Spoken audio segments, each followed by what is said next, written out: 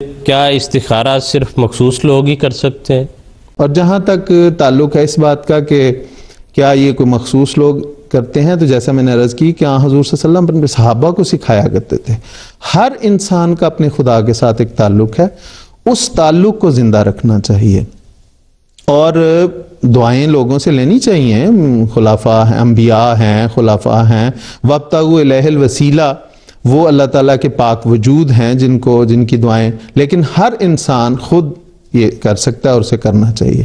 اور جہاں تک تعلق، اور ویسے بھی جتنے درد کے ساتھ انسان خود اپنے لیے دعا مانگ سکتا ہے، اپنے لیے کوئی خیر طلب کر سکتا ہے، عام انسان، دوسرے لوگ، یا جو یہ کاروباری، یہ پیشہ ورانہ جو دعا کے سلسلے شروع ہو جاتے ہیں، شاید وہ اس طرح نہیں کر سکتے۔ ہاں، بزرگ جس طرح کہ میں نے کہا کہ اللہ تعالیٰ کہ جو پیارے بزرگ ہوتے ہیں وہ بڑے درد کے ساتھ دعائیں کرتے ہیں، اور اس طرح دعائیں کرتے ہیں۔ ہماری جماعت احمدیہ کی تاریخ اس سے بڑی پڑی ہے کہ رات، جس طرح حضرت مسیح موعود علیہ السلام اپنے صحابی کے لیے، وہ تو جا کے سو گئے، اور حضرت مسیح علیہ السلام ساری رات ان کے لیے دعائیں کرتے اور ان کی اہلیہ کے لیے، تو یہ ایک بالکل اور رنگ ہے۔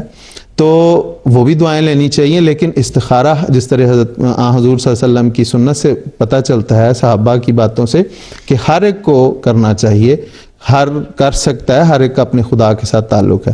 اور یہ عرض کر دوں کہ ابھی جو محترم ظہیر صاحب نے واقعہ سنایا کہ اہلیہ کے لیے ساری رات دعا کرتے رہے، اس میں تھوڑی سی غلطی ہوئی ہے۔ وہ حضرت مسیح موعود علیہ السلام کا واقعہ نہیں، بلکہ حضرت خلیفۃ المسیح اول رضی اللہ عنہ کا واقعہ ہے۔ ان سے ایک صاحب نے عرض کی کہ میری بیوی کے ہاں بچے کی ولادت ہونے والی ہے اور بڑی دقت ہے، تو دعا کریں۔ تو حضور دعا کرتے رہے، حضور کی دعا کو خدا نے شرف قبولیت بخشا، اور تھوڑی ہی دیر میں ولادت ہو گئی اور وہ آرام سے سو رہے۔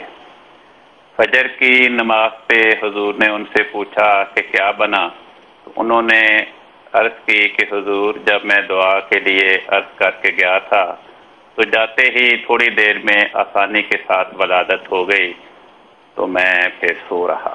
حضور نے فرمایا آپ تو سو رہے اور مجھے اطلاع نہیں تھی، اور میں اسی پریشانی اور گھبراہٹ میں ساری رات دعا کرتا رہا آپ کی بیوی کے لیے۔ اگر آپ ولادت ہونے پر مجھے بھی بتا دیتے تو میں بھی بے فکر ہو کر پھر سو جاتا۔ جو واقعہ حضرت خلیفۃ المسیح اول رضی اللہ تعالیٰ عنہ سے تعلق رکھتا تھا، اس کی بھی تفصیل بیان کر دی، اور یقیناً بہت ہی ایمان افروز اور دلچسپ واقعہ ہے۔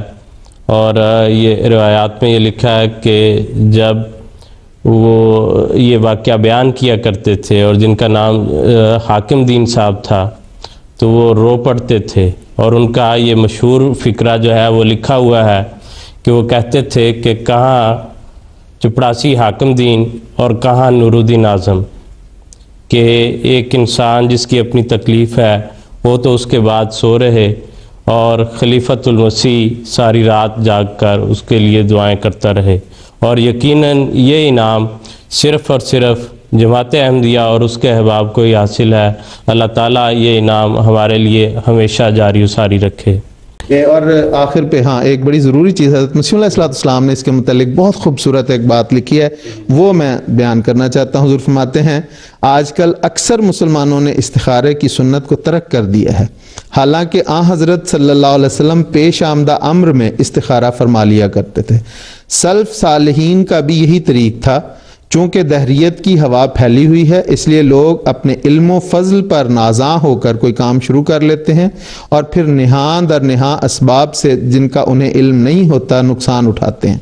اصل میں یہ استخارہ ان بد رسومات کی عوض میں رائج کیا گیا تھا جو مشرک لوگ کسی کام کی ابتدا سے پہلے کیا کرتے تھے، لیکن اب مسلمان اسے بھول گئے۔ حالانکہ استخارہ سے ایک عقل سلیم عطا ہوتی ہے جس کے مطابق کام کرنے سے کامیابی حاصل ہوتی ہے۔ تو یہ اتنی خوبصورت رہنمائی ہے، اس سے تمام ہر انسان کو جس کو بھی کوئی اہم کام پڑے اس کو اس سے فائدہ اٹھانا چاہیے۔ جی بالکل ٹھیک ہے کہ سب کر سکتے ہیں، اس میں کوئی ایسی ممانعت نہیں ہے۔